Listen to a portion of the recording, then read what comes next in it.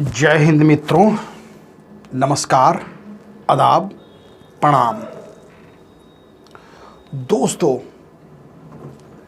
आदमी का जिद और प्रबल इच्छा शक्ति आसमान की ऊंचाई को नाप देती है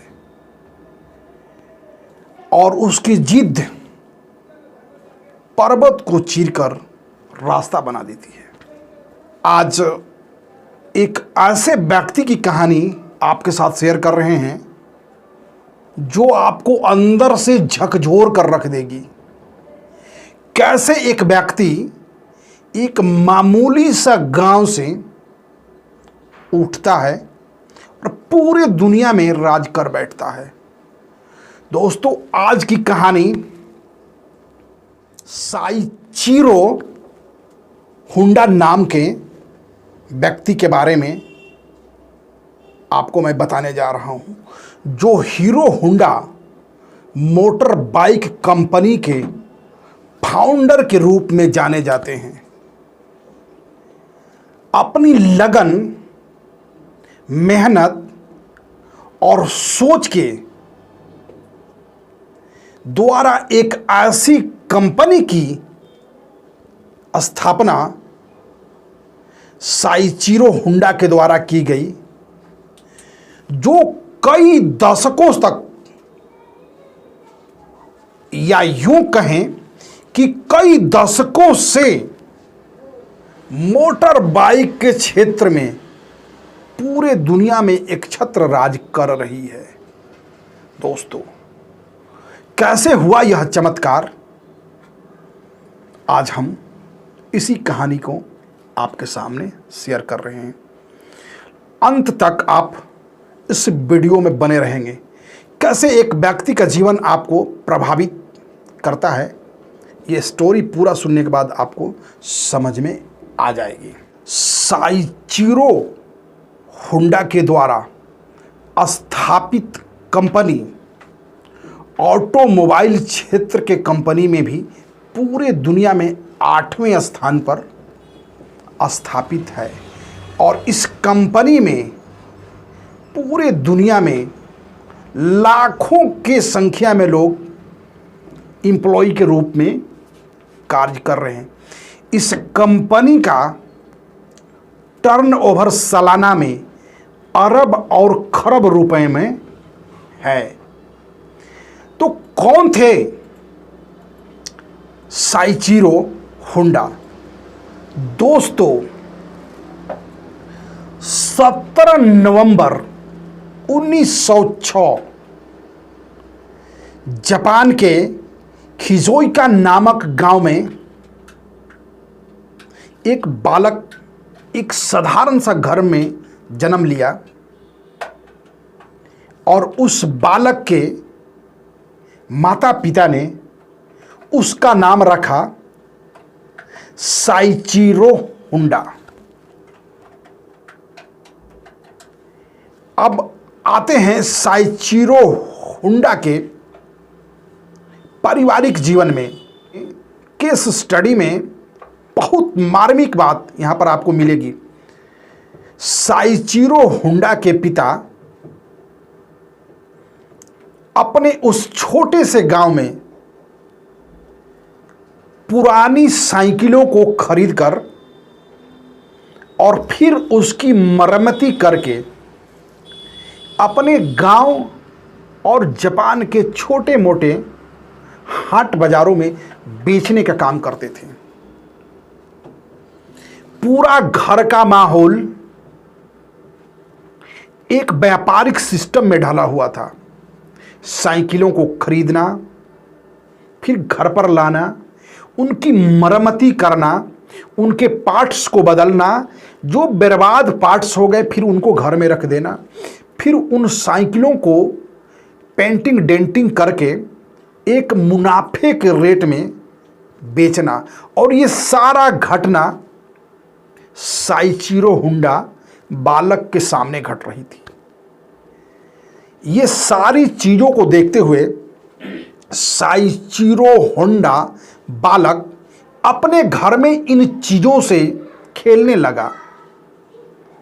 कहते हैं खेलते खेलते यह छोटा सा बालक अपने पिता के काम में हाथ बटाने लगा और हाथ बटाते बटाते अपने पिता के इस व्यवसाय में यह बालक इस कद्र घुल मिल गया कि पढ़ाई लिखाई इसके लिए दस्तूर बन गई। बच्चा पढ़ाई लिखाई से दूरी बनाते चला गया। बचपन से ही टेक्नोलॉजी और व्यापार की भूत इस बालक के ऊपर सवार हो गई। देखते देखते यह बालक 16 बरस का हो गया और 16 बरस का जब यह बालक हुआ तो जापान की आर्ट सुकाई नाम की कंपनी, जो जापान में कार बनाने की काम करती थी, उस कंपनी का एक एड पेपर में छपा, यूं कहें कि कंपनी का विज्ञापन छपा कि हमारे कंपनी में मैकेनिकल एम्प्लॉय की आवश्यकता है, वैकेंसी निकली। और उस विज्ञापन को पढ़ने के बाद बालक साइचिरो होंडा सीधा अपने गांव से जापान की राजधानी टोक्यो के लिए प्रस्थान कर जाता है और उस कंपनी में जाकर सीधे काम करने लगता है। काम करने के लिए उस कंपनी में ये अपनी जुगाड़ बैठा लेता है। लोग कहते हैं कि जब यह बालक कंपनी में गया, आर्ट सुकाई नाम के कंपनी में गया बालक,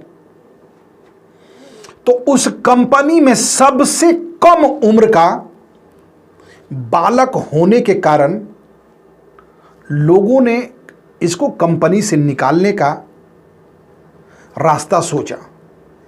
लड़के के मन में था कि वहां पर सीधे कंपनी में मैं मैकेनिक के रूप में काम सीखूं, लेकिन ऐसा नहीं हुआ। फिर वहां पर निराशा थोड़ी सी साइचिरो के हाथ आई, लेकिन कहते हैं ना कि होनहार को किसी में औकात नहीं जो रोक दे। लड़के के मन में आई और सुकाई कंपनी के जो मालिक हैं, कार बनाने वाले कंपनी के जो मालिक हैं, उनके मालिक से यह साइचिरो नाम का बालक मिला और कहा कि सर, मैं निश्चित तौर पर आपके कंपनी में सबसे कम उम्र का एम्प्लॉय हूं, लेकिन सर मुझे आप अपने कंपनी में मैकेनिक के रूप में हमें काम करने दीजिए, सीखने दीजिए।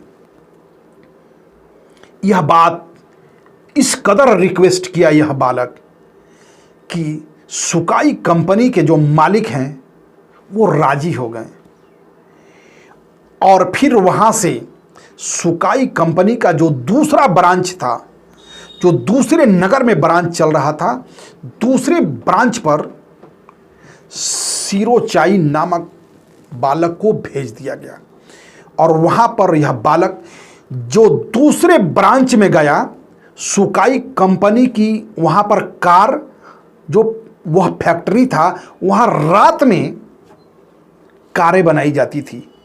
उस कंपनी में यह होंडा नामक बालक बतौर मैकेनिक के रूप में काम करने लगा और कहते हैं ना कि एक ही बरस में उस कंपनी का सबसे सफल मैकेनिक के रूप में अपनी छाप बना दी और एक बढ़िया मैकेनिक के रूप में उस कंपनी में अपने आप को परमानेंट फिक्स कर लिया।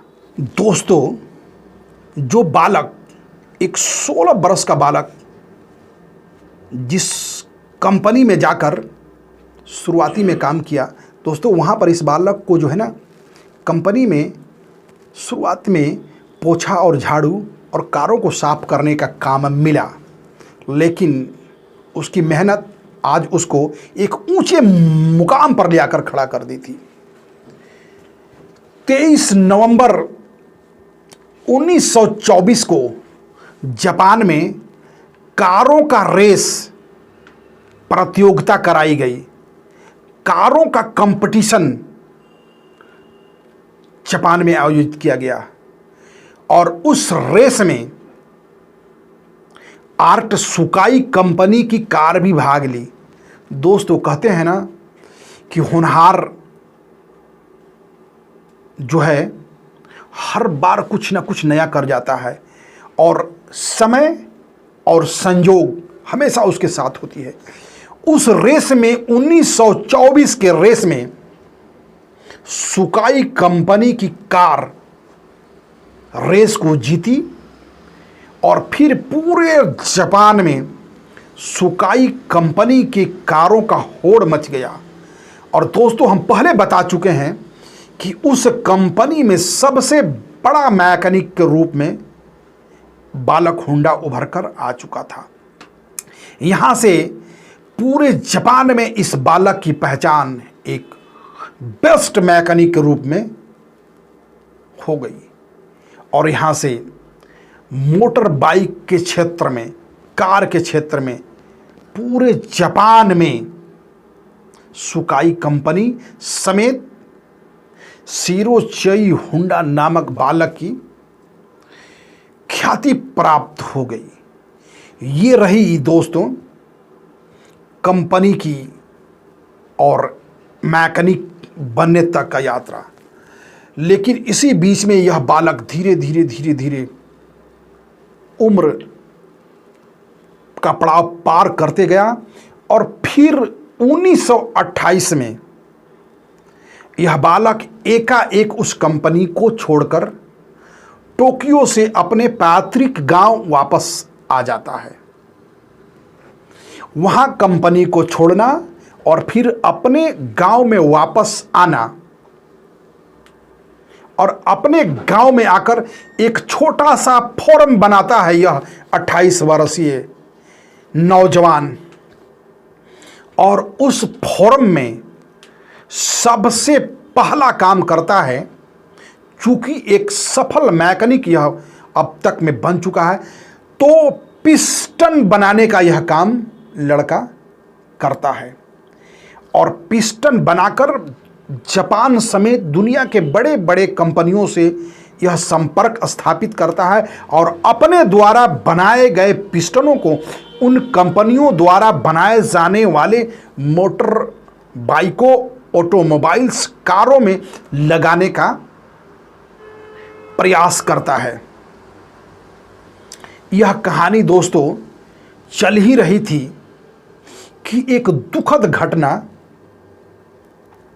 बालक के जीवन में घटती है। उसका एक्सीडेंट हो जाता है दोस्तों, और फिर उस एक्सीडेंट में साइचिरो होंडा नामक नौजवान को 3 महीना हॉस्पिटल में बेड पर रहना पड़ता है। और इसी दौरान 3 महीना का दौरान जो इसके द्वारा जो पिस्टन बनाया गया था, उस पिस्टन को खरीदने के लिए टोयोटा नाम की कंपनी के साथ इसका एग्रीमेंट हो चुका था। लेकिन इस हॉस्पिटल में पड़े हुए बेड पर फिर दुखद खबर होंडा को मिलती है कि जो टोयोटा नाम की कंपनी है, इनके द्वारा बनाई गई पिस्टन उसके मापक और क्वालिटी के हिसाब से नहीं रहने के कारण टोयोटा जो इनके पिस्टन को रिजेक्ट कर देती है। अब तक में जो भी होंडा के पास था, जितनी पूंजी, सब कुछ लगा चुका था। एक जबरदस्त झटका इसके जीवन में। समय बीत रही थी दोस्तों, फिर दूसरी झटका 1944 में, जब पूरे दुनिया दूसरा विश्व युद्ध लड़ रही थी। उसी दौरान अमेरिका ने जापान के ऊपर जबरदस्त बमबारी किया। उस बमबारी में साइचिरो होंडा नामक नौजवान का जो अपना फॉर्म, अपनी कंपनी बनी हुई थी गांव में, जलकर राख हो गई। पहाड़ टूट पड़ा इस बालक के ऊपर। लेकिन कहते हैं ना, आपकी हौसला जब बुलंद हो तो आपको कोई हरा नहीं सकता। युद्ध समाप्ति के बाद जो इनकी कंपनी को बनाने में जो सामान लगी थी वो जलकर राख हो गए थे। फिर उस मलबे को यह लड़का बेचता है और बेच के कुछ पैसा कमाता है, पैसा एकत्रित करता है। फिर उस पैसे से अपनी दिमाग और क्षमता अपार इस नौजवान के पास एक छोटा मोटर बनाता है, एक छोटी सी मोटर बनाकर। और चूंकि जापान के लोग युद्ध में तबाह हो चुके थे, जहां के लोग बड़े बड़े शानदार और महंगी गाड़ियों में घूमने के आदी थे, आज लोग पैदल जापान के रोडों पर चलने के लिए मजबूर हो गए। कहते हैं ना कि आपदा में भी लोग अवसर ढूंढते हैं। यहीं पर एक छोटी सी मोटर बनाकर साइकिल में स्थापित करके और जापान के बाजारों में उतारा। यह प्रोडक्ट लोगों में काफ़ी पसंद आया, क्योंकि जो लोग पैदल चलने वाले थे आज मोटर से चलने वाली साइकिल उनको मिल गई। और फिर इनका यह प्रोडक्ट जापान में छाने लगा। यह थी साइचिरो होंडा का सफलता की पहली स्टेप, जहां से यह बालक, यह युवा ऊपर उठना शुरू किया। और फिर देखते देखते अनेकों तरह के मोटरसाइकिल, मोटर बाइक, ऑटोमोबाइल की कंपनियों के लिए सामान बनाकर बेचना और फिर धीरे धीरे धीरे धीरे अपने उसी गांव में एक फिर अपना बड़ी फैक्ट्री स्थापित करके दोस्तों 60 के दशक आते आते दोस्तों साइचिरो होंडा की कहानी क्या कहती है कि ये मत कहो खुदा से कि हमारी मुश्किलें बड़ी हैं, अरे उन मुश्किलों से कह दो कि हमारे साथ खुदा खड़ा है। दोस्तों स्टेप बाय स्टेप बालक के जीवन में संघर्ष से शुरू, युवा अवस्था तक संघर्ष, किंतु संघर्ष में ही सफलता की राह छुपी हुई थी। कहते हैं ना, आपदा में अपने लिए रास्ता बना लेना, यही एक महान व्यक्ति का कहानी होती है।